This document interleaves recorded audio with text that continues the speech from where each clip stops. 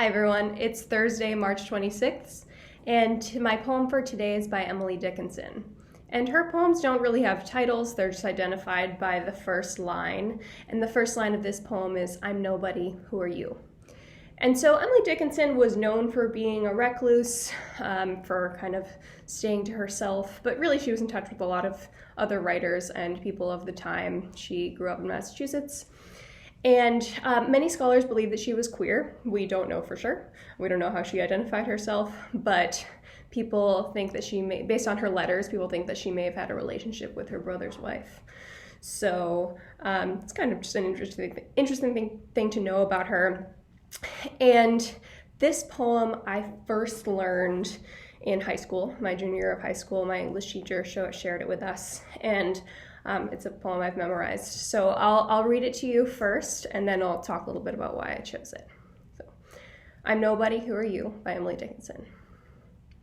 I'm nobody. Who are you? Are you nobody too? Then there's a pair of us, don't tell. They'd banish us, you know.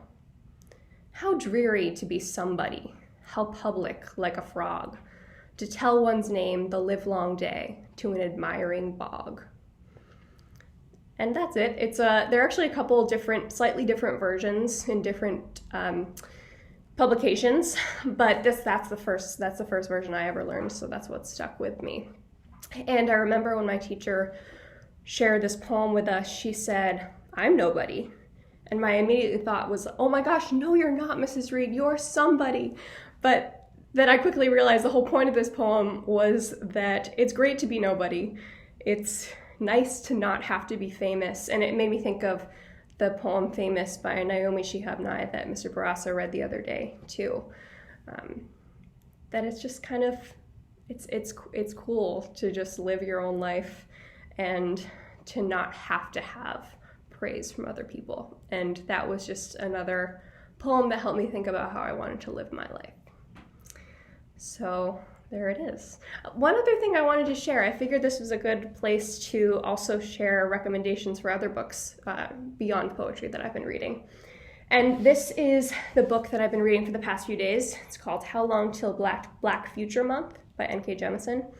I had read her trilogy, the Broken Earth trilogy, for a Harvard extension class I took last fall on contemporary American fiction. I took it in the fall. And I only had to read the first book, but I quickly read the whole trilogy because it was so good. And she writes science fiction, which I'm not typically drawn to, but I really like her work. She is a Black woman, and she writes in the introduction to this book about how it was really difficult for her to find her voice as a Black woman in science fiction. And so she explores these ideas of race and also of climate change and some really cool stuff. And so I thought that having all this time off would give me so much time to read, and I'd be reading a ton, but I've been so distracted that it's actually been really hard for me to read as much as I usually do. So I've really enjoyed these short stories.